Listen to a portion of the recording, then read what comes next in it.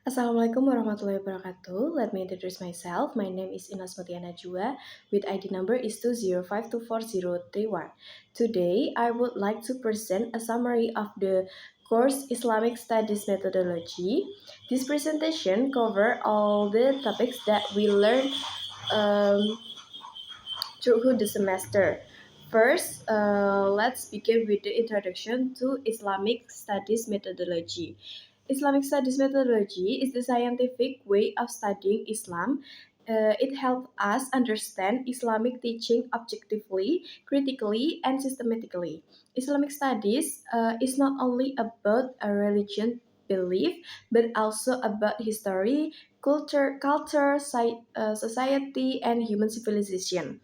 Therefore, different academic approach are needed to understand Islam comprehensively.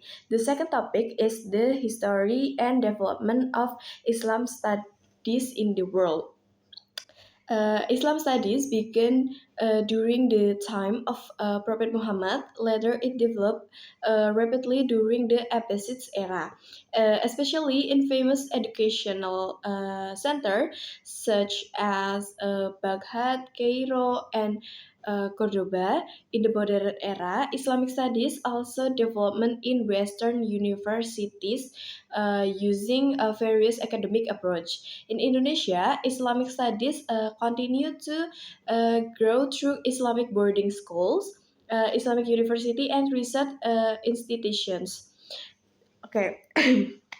The third topic is religion in human life. Religion plays an important role in human life. It provides spiritual guidance, moral values, and life direction. According to Islam, every human being has a natural tendency to believe in God. Religion also helps people distinguish between right and wrong and create harmony in society. And then the fourth topic is the characteristic and dimension of Islam. Islam is a complete way of life. It consists of three main dimensions: Aqidah, which means faith; Sharia, which refers to Islamic law and worship. I'm sorry, and akhlaq, which means good character and morality. These three dimensions are interconnected and guide Muslim in their relationship with Allah, other people, and the environment. And then the fifth topic is Islam as a culture phenomenon. Beside being a religion, Islam also influences a culture. Islamic values can be found in education, arti, architecture, literature, art, traditions, and social life. However, Islamic teachings remains universal even though culture expressions may differ from one society to another. The sixth topic is a method in Islamic studies. There are several methods used in Islamic studies. These include the historical approach, sociological approach, anthropological approach, philosophical approach, and theological approach, and then psychological approach. Each method helps a researcher understand Islam from different perspectives. The seventh topic is religious research and research on religion. So, religious research focus on the teachings of Islam based on the Quran and Hadith. Meanwhile, research on a religion studies how religion is practiced in society.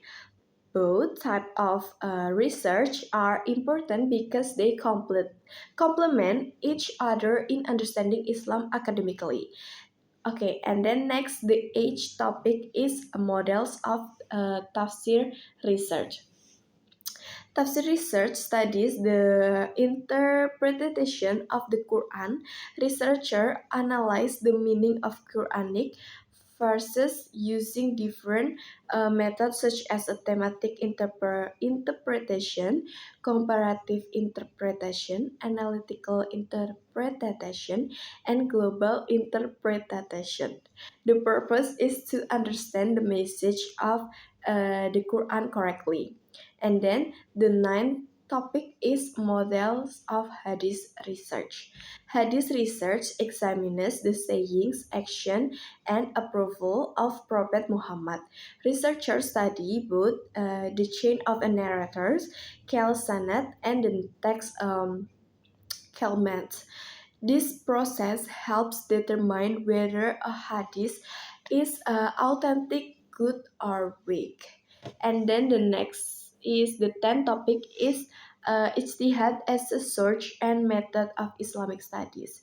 Ijtihad is the process of using reasoning to solve new problems that are not directly explained in the Quran and Hadith.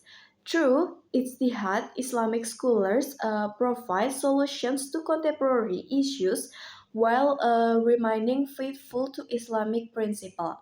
Therefore, ijtihad plays an important role in the development of Islamic law. And then the 11th topic is Islam in the era of globalization. Globalization brings many opportunities and challenges. Technology, social media, and global communication have changed the way Muslims learn and practice Islam. Muslims are expected to benefit from technological progress while maintaining Islamic values and identity. And then the next is the 12th topic is temporary contemporary Islamic dynamics. I'm sorry. Okay, today Muslims face many contemporary issues such as a religious moderation, environmental problems, digital technology, economic development, human rights, and multicultural societies. Islamic studies encourages Muslims to respond wisely to these challenges through critical thinking and scientific research. Okay, and then the last topic is the scope of Islamic studies. Islamic studies cover many fields, including the Quran, Hadith, Fiqh, Akidah, Tasawwuf, Islamic history, Islamic philosophy, Islamic education, and Islamic civilization. These fields are interconnected and help us understand Islam in a comprehensive way. So, in my conclusion, Islamic studies methodology teaches us that Islam should be understood through both a religious and academic perspective. By using appropriate research method, we can understand Islamic teachings more deeply and apply them to modern life. This course also develop critical thinking, scientific attitude, and a better understanding of Islam in today's world. Okay, maybe that's all for me. Thank you for your attention. Wassalamualaikum warahmatullahi wabarakatuh. Bye.